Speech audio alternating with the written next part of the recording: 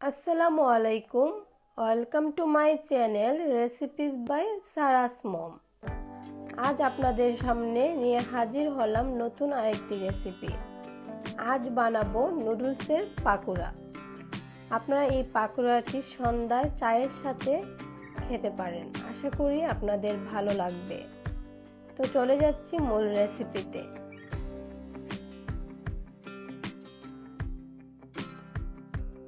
এখানে আমি কোকোলা নুডলস নিয়েছি। তো একটা stick Recipes by Sarah's mom. আপনারা যে কোনো নুডলস দিয়ে এই পাকোড়াটি তৈরি করতে পারেন। তো চুলায় আমি আগে থেকে পানি গরম করে নিয়েছি আর ফুটন্ত পানিতে নুডলসগুলো দিয়ে দেব। দিয়ে 5 মিনিট রান্না করব। আর এখানে দিয়ে দেব 2 চা চামচ রান্নার তেল।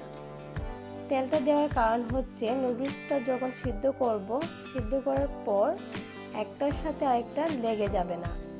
আর সিদ্ধ হয়ে গেলে আর নুডলসটা ধোয়ার প্রয়োজন নেই। নুডলসটা কিন্তু অনেক ঝরঝরে লাগবে। তো 5 মিনিট নুডলসটাকে সিদ্ধ করে নিলেই হয়ে যাবে। এই পর্যায়ে নুডলসটা নামিয়ে ফেলবো আর একটা ঝাড়নিতে ঢেলে রেখে দেব। নুডলসটা ঠান্ডা হয়ে গেলে একটা পাত্রে নিয়ে নিলাম আর এখন সবগুলো উপকরণ দিয়ে দেব। নিয়ে নিলাম আধা কাপ পেঁয়াজ কুচি, দিয়ে দিচ্ছি কাঁচামরিচ কুচি, আর এখানে নিয়ে নিলাম হলুদের গুঁড়ো, মরিচের গুঁড়ো আর স্বাদ মতো লবণ। দিয়ে দিচ্ছি পরিমাণ মতো ময়দা আর দিয়ে দিলাম 1 প্যাকেট নুডলসের মশলা। সবগুলো উপকরণ খুব ভালোভাবে মিশিয়ে নিচ্ছি। এখন দিয়ে দেব পানি। যে পানি দিয়ে নুডলসটা সিদ্ধ করেছিলাম সেই পানিটাই দিয়ে দেব। আর পানিটা অবশ্যই ঠান্ডা করে দিতে হবে। তো পরিমাণ মতো পানি দিয়ে একটি সফট মিশ্রণ তৈরি করে নিচ্ছি।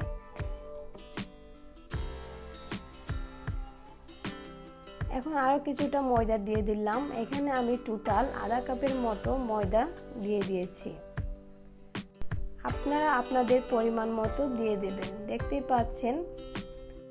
এখন পাকোড়াগুলো ভেজে ফেলবো। চুলায় একটি পাত্রে তেল গরম করে নিয়েছি আর তেলটা গরম হয়ে আসলে পাকোড়াগুলো একে একে দিয়ে দেব। পাত্রটা যেহেতু বড় সেই জন্য আমি সবগুলো পাকোড়া একসাথে দিয়ে দিচ্ছি। আপনাদের পাত্র ছোট হলে আপনারা কমিয়ে ভেজে ফেলতে পারেন। রেসিপিটি কিন্তু বাসায় ট্রাই করতে পারেন। আর কেমন হয়েছে অবশ্যই আমাকে কমেন্ট করে জানাবেন, কারণ আপনাদের লাইক এবং কমেন্টস আমাকে অনেক উৎসাহ দেয়। তো একটা সাইড হয়ে আসলে এখন উল্টিয়ে নিচ্ছি। এরকম উল্টিয়ে পাল্টিয়ে লাল করে ভেজে নেব।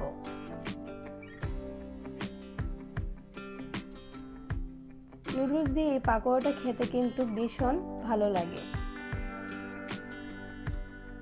আপনারা বাসায় ট্রাই করলেই বুঝতে পারবেন। তো এরকম লাল হয়ে আসলে আমি একে একে নামিয়ে ফেলছি। আর যেগুলো হয়নি সেগুলো কিন্তু আবারও উল্টিয়ে নিচ্ছি।